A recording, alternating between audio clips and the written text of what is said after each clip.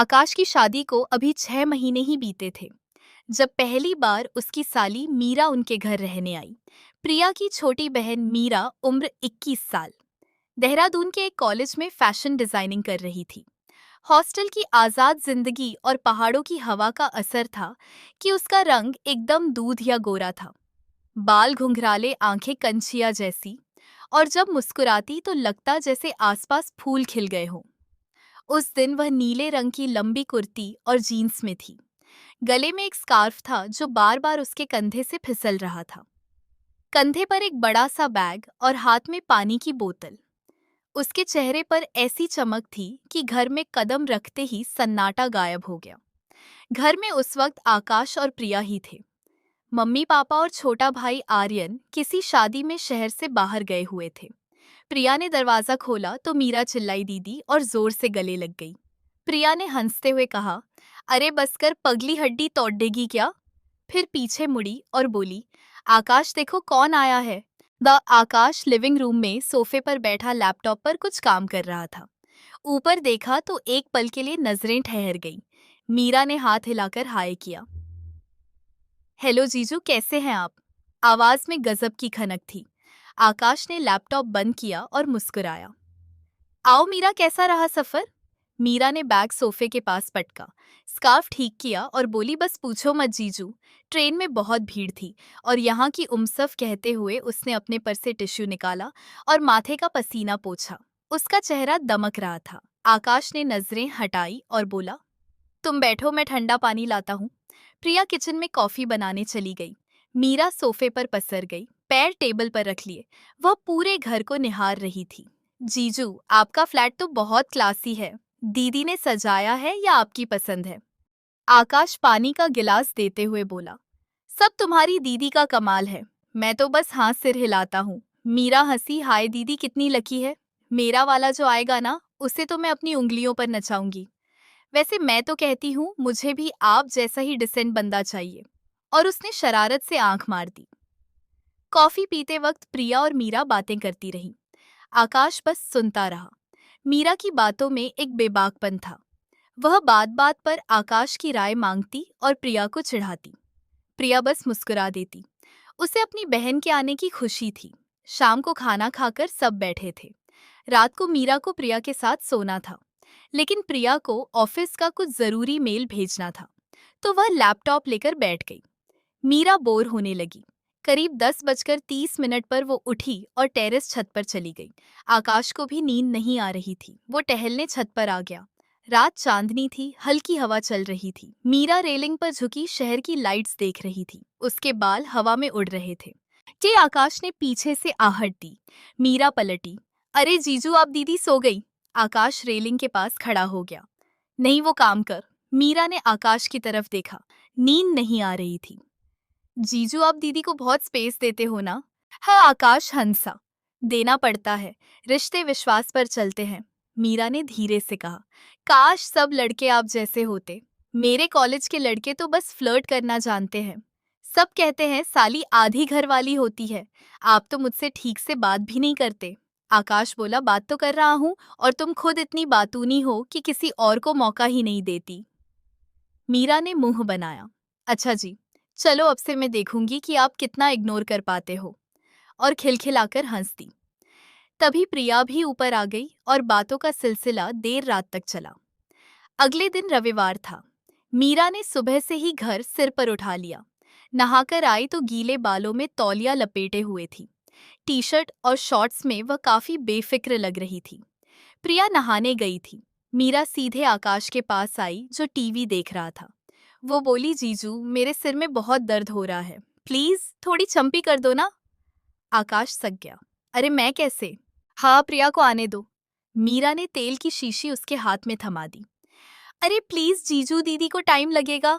Mummy भी करती थी, अब यहाँ आप ही तो बड़े हो। और वह जमीन पर आकाश के पैरों के पास बैठ गई।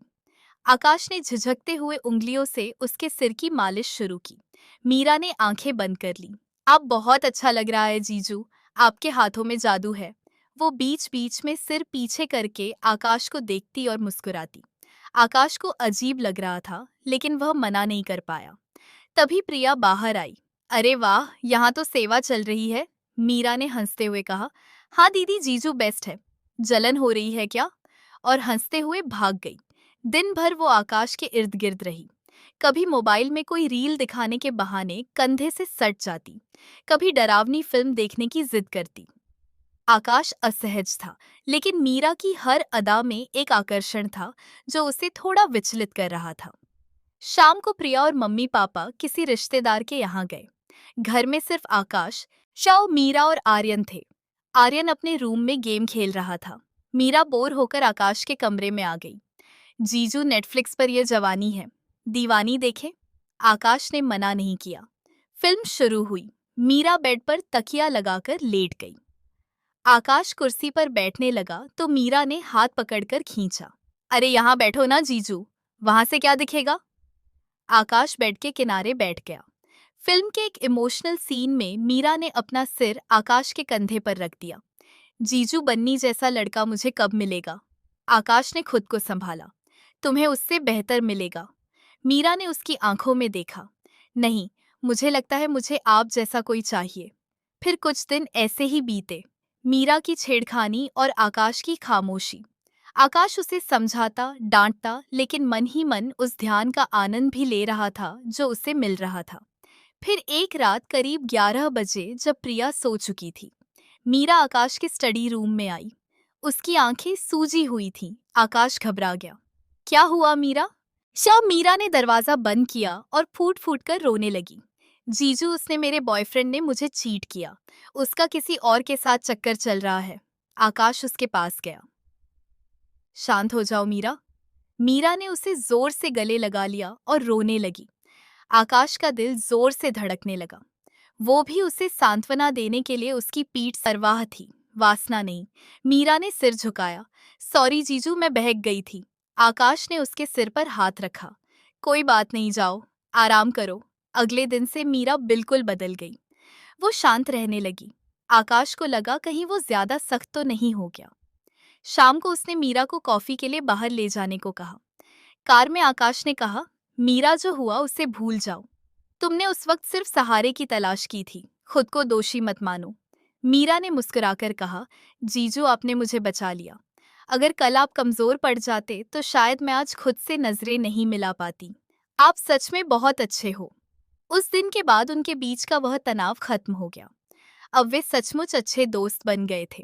हंसी जाग था, लेकिन उसमें पोंगी बाक सा मर्यादा थी। छुट्टियां खत्म हुई और मीरा वापस चली गई। जाते वक्त उसने आकाश के पैर छुए और कहा, थैंक यू दोस्त बने रहने के लिए। आकाश और प्रिया की जिंदगी अपनी रफ्तार से चलने लगी। मीरा से अक्सर फोन पर बात होती। उसने अपनी पढ़ाई पूरी की और करियर पर ध्यान दिया। 2 साल बाद मीरा की शादी तय हुई। लड़का लंदन में बैंकर था। मीरा बहुत खुश थी। विदाई के वक्त वो आकाश से मिली।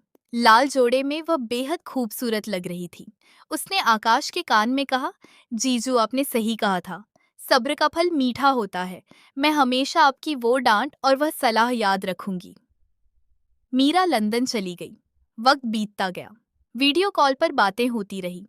3 साल बाद मीरा अपने बेटे कबीर के साथ भारत आई। एयरपोर्ट पर आकाश उसे लेने गया। मीरा अब एक परिपक्व महिला लग रही थी, लेकिन उसकी मुस्कान वही पुरानी थी। उसने आकाश को हग किया। जीजू, आप तो अब और भी यंग लगने लगे हो। आकाश हंसा। और तुम अभी भी उतनी ही ड्रामेबाज हो, कबीर ने पूछा।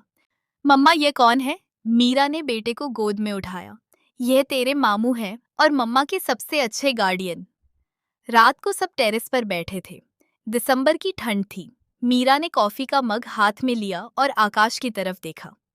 जानते हो जीजू, उस रात अगर आपने मुझे संभाला ना होता तो आज यह खुशियां मेरे पास ना होती। कभी एक सही इंसान पूरी जिंदगी की दिशा बदल देता है। आकाश ने मुस्कुराकर आसमान की तरफ देखा। और कभी कभी एक तूफान आकर हमें यह एहसास दिलाता है कि हमारी जड़ें कितनी मजबूत है। दूर कहीं नए साल के पटाखे फूट रहे थे। पुराना खिंचाव अब एक गहरे सम्मान में बदल चुका था। ना किसी को कोई गिल्ट था, ना कोई पछतावा। बस 2 समझदार लोग थे जिन्होंने वक्त रहते अपने कदम सही दिशा में मोड़ लिए।